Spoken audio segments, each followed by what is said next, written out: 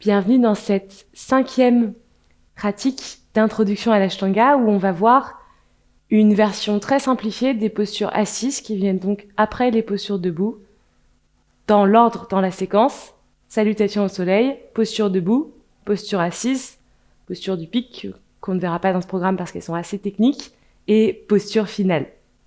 Pour enchaîner des postures debout aux postures assises, on peut faire un simple Vinyasa, comme dans les salutations au soleil, comme ce que vous avez appris. Inspirez, tendre les bras. Expirez, descendre en Uttanasana. Marcher ou sauter en Chaturanga. Inspirez, Cobra ou Urdhva Mukha Svanasana. Adho Mukha Svanasana. Et puis, viennent les postures assises. Entre les postures assises, on a ce qu'on appelle les vinyasas, c'est-à-dire qu'on passe les jambes vers l'arrière et vers l'avant. C'est une posture assez technique qu'on va encore une fois simplifier pour vous permettre d'avoir de la fluidité dans votre pratique et de moins vous poser de questions. Pliez la jambe droite, cuisse contre le ventre et déposez le pied droit à l'arrière de la main droite. Et même chose du côté gauche. Et venez vous asseoir sur le tapis. Première posture assise, posture de fondation assise. Samastiti, c'était la position de fondation debout. Dandasana, c'est la posture de fondation assise. Écartez les fessiers, la chair des fessiers vers l'arrière et vers l'extérieur. Venez vous asseoir sur les os des fessiers et pressez l'arrière des genoux dans le sol. Allongez les jambes, allongez les talons, ramenez les bords extérieurs des pieds en direction de la tête. Peut-être qu'au début, si vous êtes encore un peu raide, le dos va beaucoup plier dans cette position. N'hésitez pas à utiliser un support sous les fessiers comme une couverture ou des briques. Mais traditionnellement, dans l'Ashtanga, on n'utilise pas d'accessoires pour ne pas couper la synchronicité du mouvement et de la respiration. Paume de main de part et d'autre des hanches, allongez la colonne vertébrale, redressez-vous et roulez les épaules vers l'arrière, descendez les omoplates, allongez les cervicales, menton en direction de la poitrine. On se reste pour 5 respirations. 1.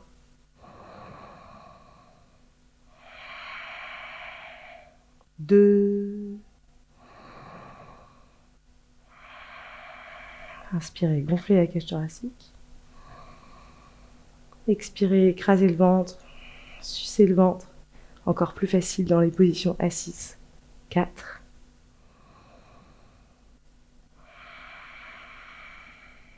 Et 5.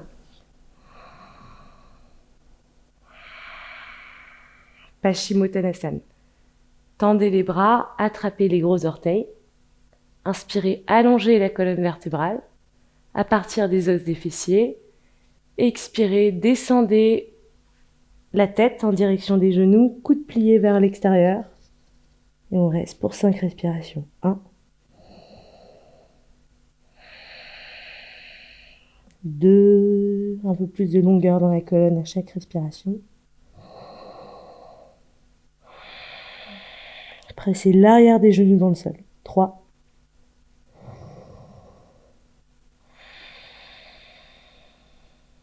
4. Et 5. Inspirez profondément à travers les narines.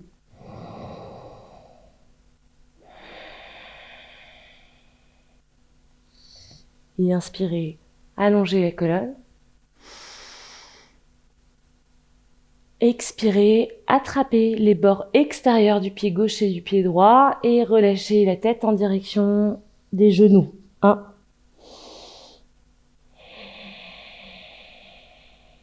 2. Inspirez à travers les 2 narines. 3.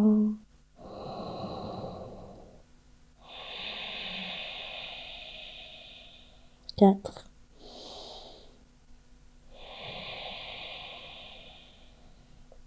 Et 5.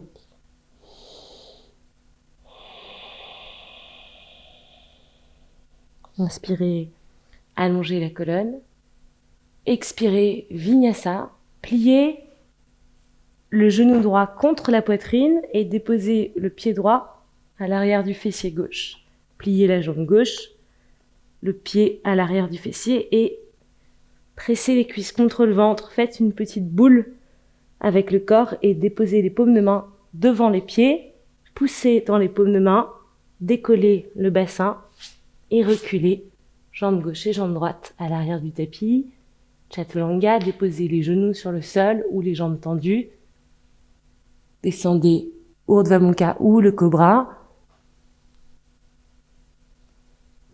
Et expirez, chien tête en bas. Et revenez vers l'avant, montez sur les talons, pliez la cuisse droite contre le ventre, déposez le pied droit à l'arrière de la main droite, le pied gauche à l'arrière de la main gauche et venez vous asseoir pour Purvottanasana. Tendez les jambes et placez les paumes de main, une main à l'arrière des fessiers.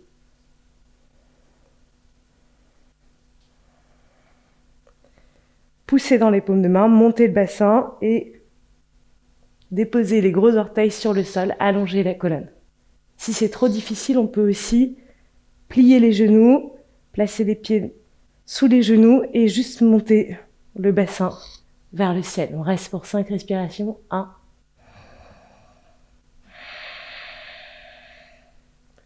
2, 3,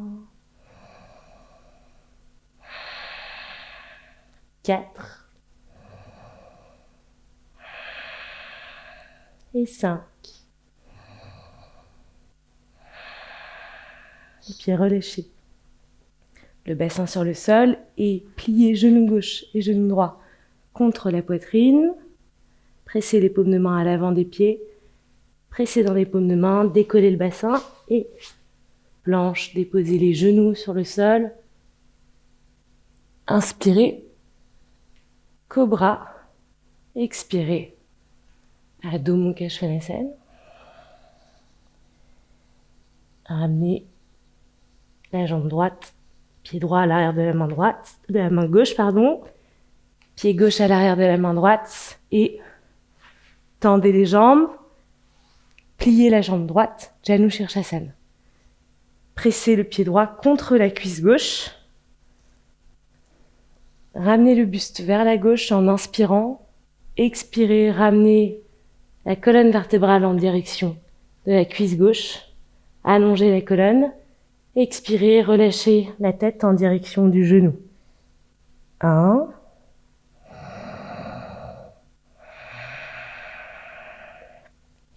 2. Et utilisez la respiration pour moduler l'intensité du système nerveux, l'intensité de la posture, l'accorder à l'intensité de la posture. Dans ces postures assises, d'extension avant, on cherche plutôt la détente, donc on rallonge l'expiration. 4.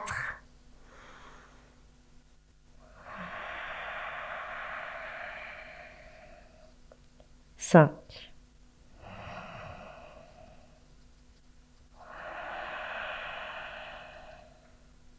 Inspirez, allongez la colonne. Expirez, écrasez le ventre. Sucez le ventre en direction de la colonne. Tendez la jambe droite, pliez la jambe gauche. Traditionnellement, dans l'Ashtanga, on fait un vinyasa entre chaque côté, mais je vous épargne cet effort aujourd'hui, comme on démarre, comme on débute l'Ashtanga. Pressez le pied gauche contre la cuisse droite et tournez la colonne vers la droite en inspirant et ramenez le ventre contre la cuisse en allongeant la colonne. Toujours dans les postures assises, commencez par inspirer. Allongez la colonne avant de relâcher le sommet du crâne en direction du genou. 1. 2. 3. 4. Et 5.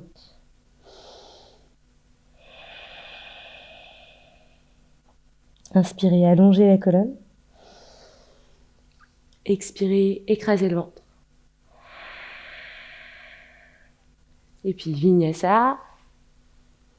Ramenez la jambe gauche contre le ventre. le pied gauche à l'arrière du fessier droit, pressez les paumes de main, décollez le bassin, montez le bassin et planche, déposez les genoux sur le sol. Inspirez, cobra ou Urdhva Mukha Svanasana. Expirez, Adho Mukha Svanasana et ramenez le pied gauche à l'arrière de la main gauche, le pied droit à l'arrière de la main droite, en essayant de ne pas décoller les paumes de main si c'est possible. Trianga Mukha Kapala Paschimottanasana, le nom le plus long des postures de l'Ashtanga. Pliez la jambe droite et déposez le pied droit à l'extérieur du fessier droit. Pied droit à l'extérieur du fessier droit. Allongez la colonne en inspirant. Expirez, descendez en gardant la longueur dans la colonne vertébrale, la longueur dans les lombaires et relâchez la tête en dernier.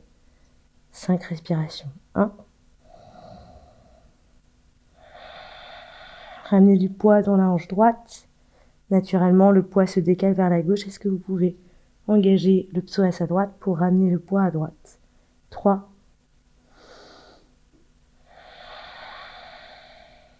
4. Et 5. Inspirez, redressez-vous. Expirez, écrasez le ventre. Et changez de jambe. Tendez la jambe droite. Pliez la jambe gauche. Déposez le pied gauche à l'extérieur du fessier gauche. Si c'est douloureux dans les chevilles, on peut aussi placer une couverture ou une chaussette même sous la cheville droite. Mais encore une fois, dans l'Ashtanga, on essaye de ne pas trop utiliser d'accessoires pour rester dans son flow. Inspirez, allongez la colonne. Expirez, descendez en direction du genou droit. 1. 2. 3. 4. Et 5.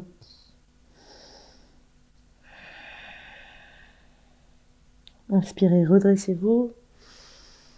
Expirez, écrasez le ventre. Et puis pliez la jambe droite et pliez la jambe gauche contre le ventre.